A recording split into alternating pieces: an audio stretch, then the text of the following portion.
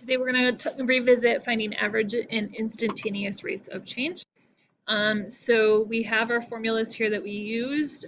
Instantaneous rate of change is the same as f prime at that point. But here's another formula: as x sub 1 approaches x sub 0, f of x sub 1 minus x sub 0, f of x sub 0 over the difference of the two will help you find the instantaneous rate of change. Other than that, pretty much the same as what we did before. Okay, so table 1 contains the data.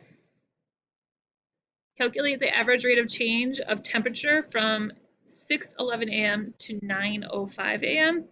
And I actually approached this a little differently than I think some people might, but I'm going to go ahead and use this and this.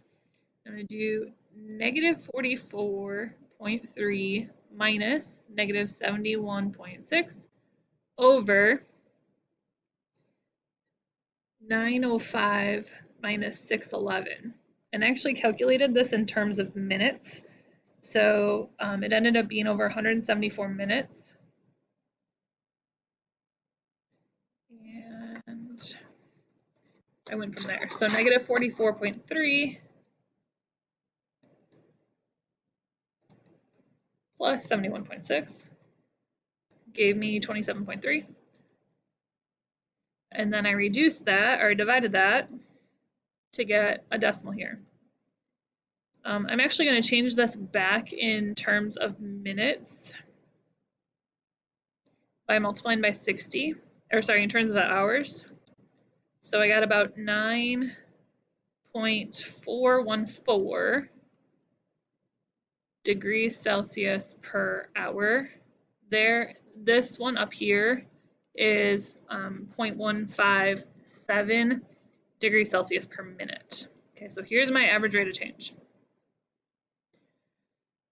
Use the graph to estimate the rate of change at t equals 12:28 p.m. So they have the tangent line drawn. They want you to use point A as another point to help you find the slope. So I am going to do negative 22.3 minus, I said 51, but minus negative 50 over 448 minus 1228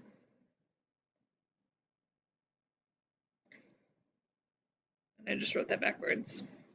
Hang on, switch those two around.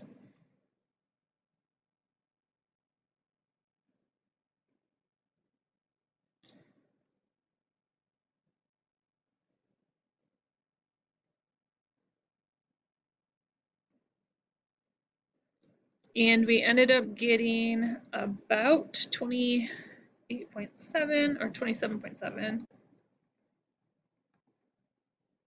27.7 over a total of 460 minutes to get about 0.0602, and I'm going to multiply by 60 again just to change this to hours. So I got about 3.613 degrees Celsius per hour. Okay. That's one. Let area be equal to pi r squared. For the circle of radius r, we're going to find dA dr at r equals 2 and r equals 5. So let's go ahead and do that. dA dr equals 2 pi r. So at 2, that is going to be 4 pi. And at 5,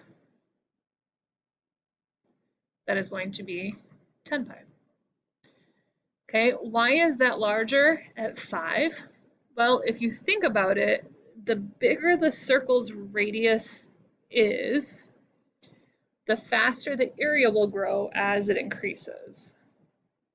Okay, so as the radius gets bigger, the area will grow faster.